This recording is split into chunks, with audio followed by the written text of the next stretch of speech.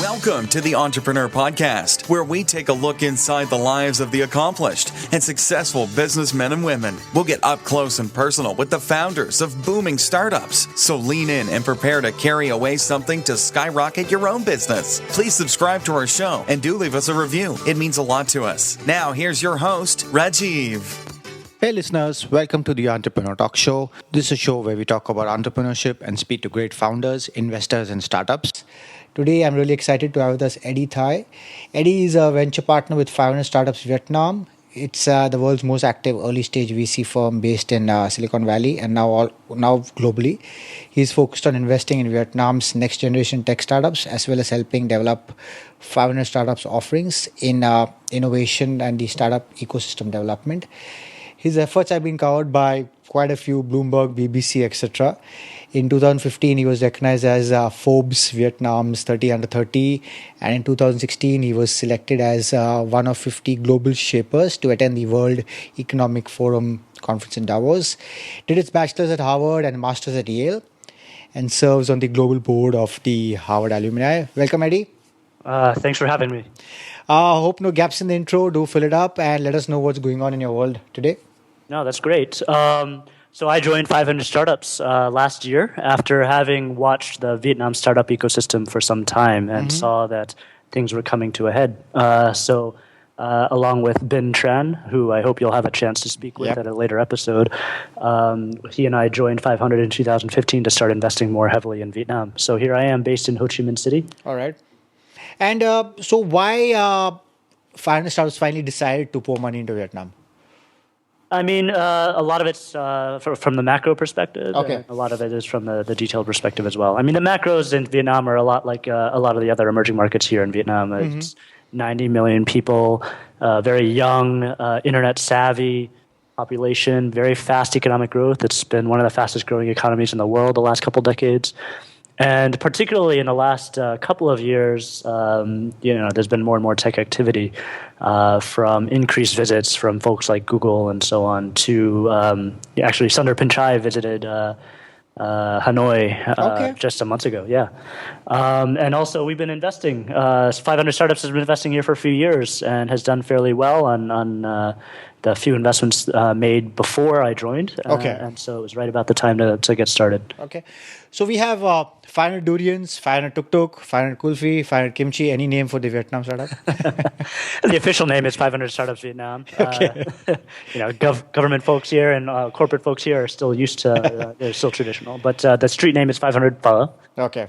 Yep. Okay. So the investments I've read about, like I think it's Ipsy, Lightbox, DataRank. These were pre the official 500 Startups Vietnam, or?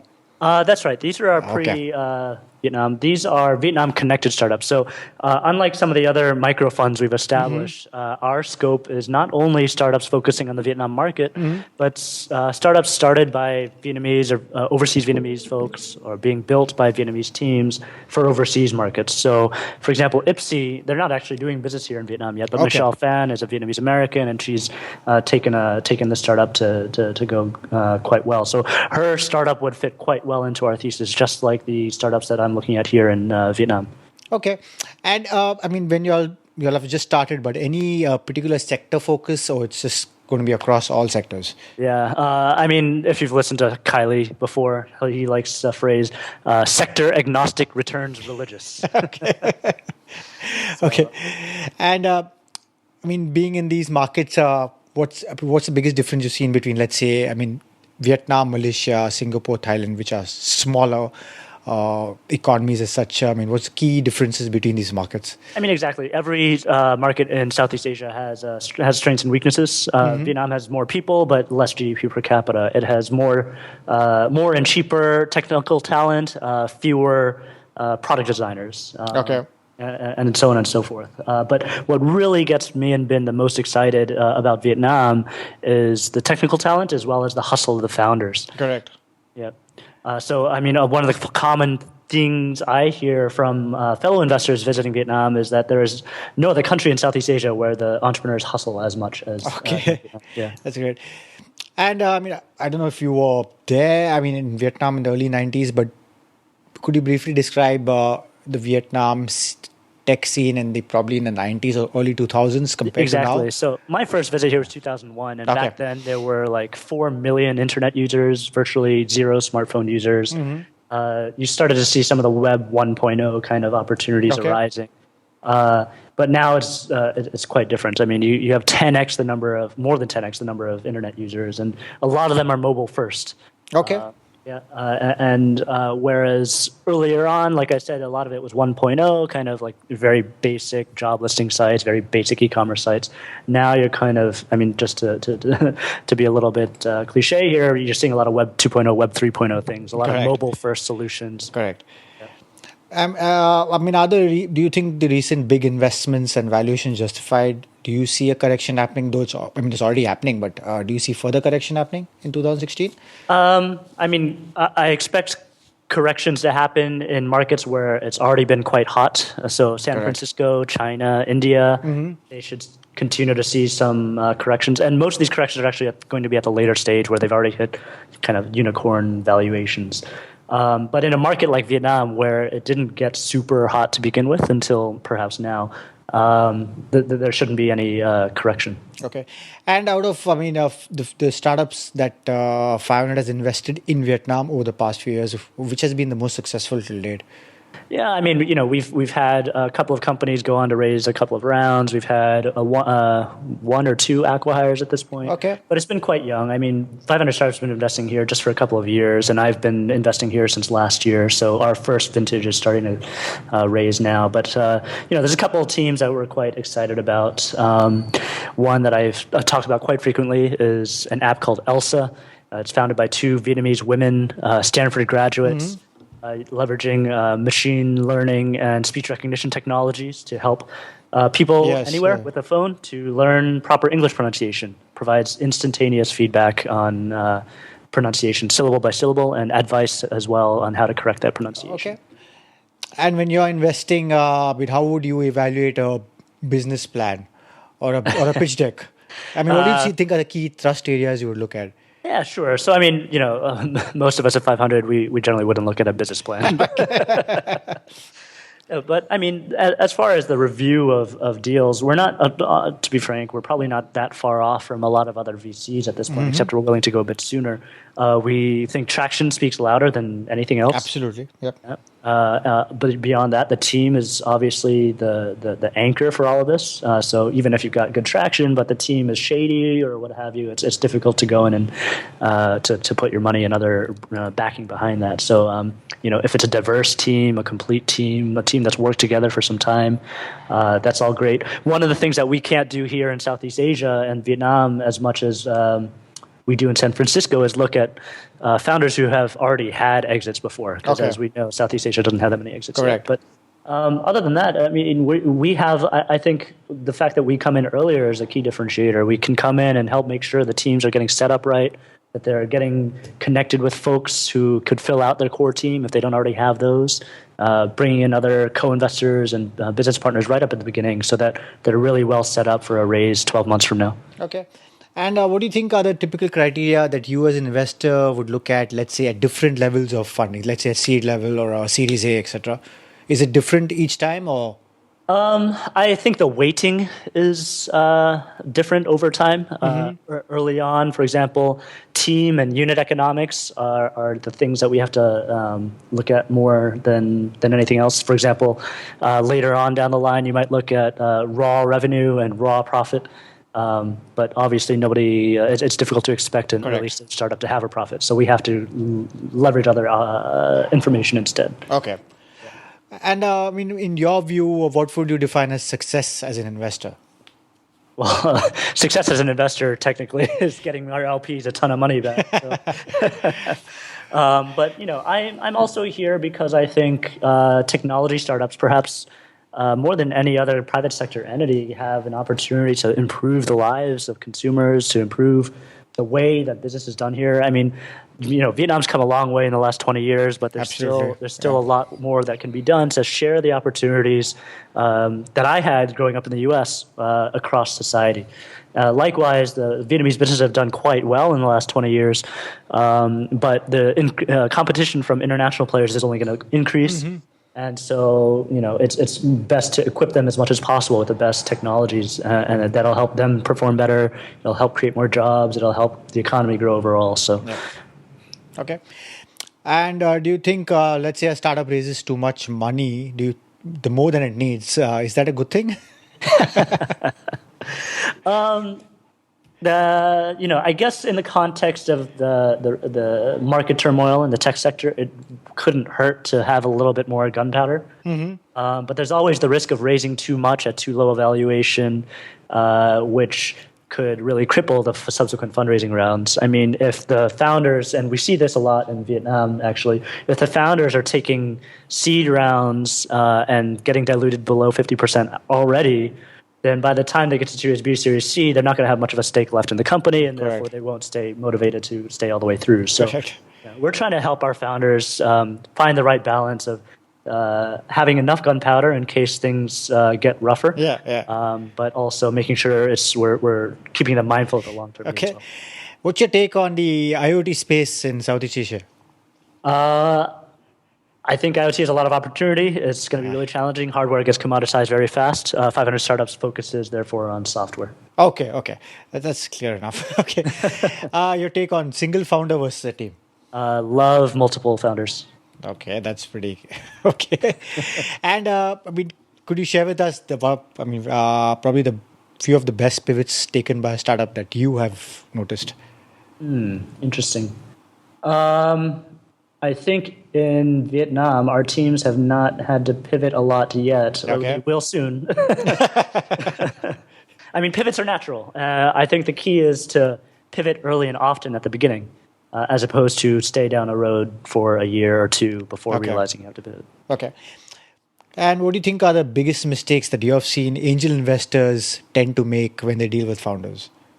Let's see. I've already referenced one, which is taking too large a stake early on. Correct. That can really cripple downstream in fundraising. Second is trying to be too interventionist, asking for board seats, basically blocking the founders at every turn. It's like, well, at an early stage, all you really have to go on is the founder. So why would you invest in a founder that you want to control? So that's the second big thing. Okay. And then third, I guess, is related to the earlier point, basically the valuations. I mean, coming in and being pretty valuation agnostic, that can really make it difficult for when institutionals come in, especially those of us who have a good understanding of what the rest of the market is. So we actually have to spend some time with some of the startups we talk with, regardless of whether we actually come in and invest, Correct. to help them get set up right, to make sure that the cap table gets right, and so on. Okay. Yeah. There's so much money and investment going on in Asia right now towards tested models. There seems to be no real innovation. I mean, what do you feel? I mean, on the one hand, it's great risk mitigation. I mean, frankly, I could estimate that something like 60 to 80% of our investments in Vietnam are going to be just like that. Business models or products that have worked overseas. But that doesn't mean that's easy. It's not. It's not. Firstly, I mean, you have to localize for the market, and that's the biggest challenge. I mean, there's beyond language, there's behavior issues as well. Yep. The second challenge is obvious. If one team can copy it and bring it over, then so can anybody else. So you've got to run a lot faster. That said, I would argue against the assertion that there's nothing novel coming out of, or very little novel coming out of Asia. Correct. I mean, particularly in the emerging markets, what does a San Francisco entrepreneur or a London entrepreneur know about the challenges of a Vietnamese founder or a Malaysian founder? In fact, founders in emerging Southeast Asia probably have a better chance of coming up with something novel for the emerging markets than somebody out in the developed world. So we've actually invested in a couple of teams that are looking at emerging markets problems that I'm quite bullish about. Okay. Yeah. So how would you encourage an entrepreneur, let's say, attempting to create value in a space in a large pre-existing sector that very few others have gone into? Well, I think the fact that not many founders have gone into it yet is a great sign. I read somewhere before that by the time something's called a vertical or a business model, it's too late. Okay. So, that said, it's obviously very, very risky territory. So it's helpful to, at minimum, get a co-founder to join you who thinks in different ways, has different exposure than you have. So because in such a new territory, it's even more important to really come up with different ideas and test them quickly. Okay. The second piece of advice I would give is if regardless of how much capital you're able to have access to at the beginning, be very, very cheap and quick about experiments. Okay. Yeah, test one thing and then move on to test and test rather than sinking hundreds of thousands of dollars before you really understand whether something works. Okay. Yeah. There's so many incubators and small angel investors now. I mean, what criteria should a founder look at when selecting one? I mean, from your view. I'm sure you've heard this from other investors on your show before, but there's smart money and there's not so smart money. And so, I mean, at minimum, what I would hope a founder would do if they were to take money is, if the person is dumb, don't let them get in the way. But more importantly, hopefully it's an investor who can get access to other capital for the round or a later round. It's hopefully an investor that has expertise in the particular industry or customer segment or what have you. Hopefully it's somebody who can make introductions to potential business partners. Correct. And I think in places, like Vietnam and probably the Philippines, Indonesia, Malaysia, hopefully it's an investor who can help the founder recruit top talent. Because particularly in the early stages, that's when the startup's most risky. So top talent may feel that the opportunity cost and the risk isn't worthwhile. But if you have a stellar angel investor or a well-connected angel investor come on early, that can really help with the recruitment. Correct. Okay. And what do you think are the most important things a startup should keep in mind while forming their core team or selecting co-founders, let's say? Yeah. I think the co-founder is the most important thing to find. And it's like a marriage. You're probably with that person for at least 4, more likely 7 to 10 years. If the startup is successful, obviously, if it's not, it ends up being a lot shorter. But often a quick failure is because the founder was the wrong fit.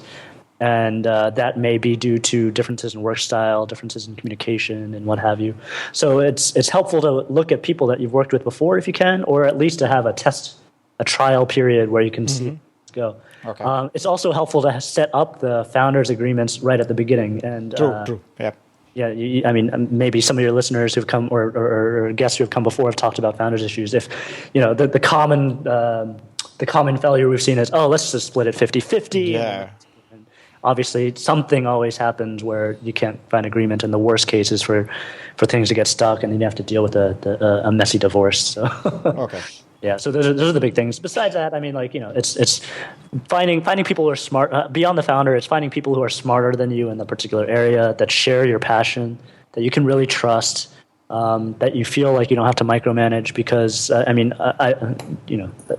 think I've seen this in Vietnam quite a bit. I can't comment as much in the other regions, but there is a tendency for founders to want to micromanage and so on. But setting up a startup is fucking hard. So if you don't find people to delegate too soon, then it's gonna be really tough. No, it happens all over. All the regions I've spoken to. So what are your views? MVP, yes or no? What do you mean MVP, yes or no? Minimum viable product. What do you think? It's yes. Should they do it or should they not? Oh, as in, should you do something quick and dirty? Yeah. I think most cases, yes, you should. There are rare circumstances where it's really important to get it right outright for matters of trust and so on. In particular, it's more likely to happen in the case of enterprise solutions, especially those in heavily regulated industries where compliance and other matters are important. So, for example, fintech is really hot around the world right now. It's a bit hard to do an MVP in fintech for companies. You try approaching UOB or Citibank with an MVP, they'll probably face. But for consumer-facing stuff, definitely try to start lean and fast and get that initial market feedback. Why spend $100,000 to learn something you could learn on $1,000? Correct. Mobile first versus web, your takes? Mobile first. Okay. That's particularly true for emerging markets. In developed markets. Correct. I was just going to say that I've seen it in India fail. So. I mean, we're looking at mobile first here quite a bit. Okay. Yeah. And it's primarily Android in Vietnam? Correct. It's last I checked, around 90% Android. Although wow. Okay. iOS users anecdotally tend to have higher purchasing power. Okay. So just two questions outside of business. Who influenced you most in life? Oh, several. My parents, first and foremost. The consummate entrepreneurs, and in terms of surviving here in Vietnam, and then immigrating with nothing over to the U.S. and basically building up our family from scratch. Tough. Yeah. Yeah. Afterwards, obviously various people here and there, but two more influences. I actually had the chance to grow up with Barack Obama on first my iPod, and then on live streaming online. Okay. He spoke about being individuals and society being larger than our own personal self-interest. So when he was elected in 2008 and inaugurated in 2009, that really sparked my view to pivot over to Asia faster than I was originally planning. Okay. Yeah. And last person is actually one of the first venture capitalists in Vietnam. His name's Henry Nguyen. He was managing partner of IDG Ventures Vietnam. Okay. Also a member of my alma mater. I actually sat down with him in 2011, ostensibly to talk about a startup idea, but then he sat and talked with me about the future of Vietnam and where we could be in 10 or 20 years, but we need people like you to come back here, and that actually made my return even faster. So I still catch up with him from time to time. Okay. So it's but as with any founder, any investor, there's been multiple influences. Correct. And the best advice you've received? The best, pardon? Best advice you've received? The best advice I received. Just do it. Okay, there goes Nike. Well, in 10 seconds, I have a habit. I've always had a habit of thinking about things and doing research and so on. And at the end of the day, you just got to go and do it and see what happens. And that's what I advise founders now. Just do it. Don't spend 6 months or 12 months trying to build out. Absolutely. Yep. Yeah. Okay, and one last thought or piece of advice that you want to give our aspiring founders and listeners? Come check out Vietnam. No, it's really awesome. I mean, there's been a lot of hype, and Barack Obama came over here and talked about. Oh yeah. Talked about startups here, and actually talked about what 500 Startups is doing here, and he's a wave of several others, including Steve Wozniak and Sundar Pichai, as I mentioned before, Richard Branson. Everybody who comes here sees the energy here. So, but you don't really quite get it, as well as don't quite recognize the constraints of it until you come and visit. So, anybody who's thinking about it, come and take a week and hit me up and I'll show you around. All right.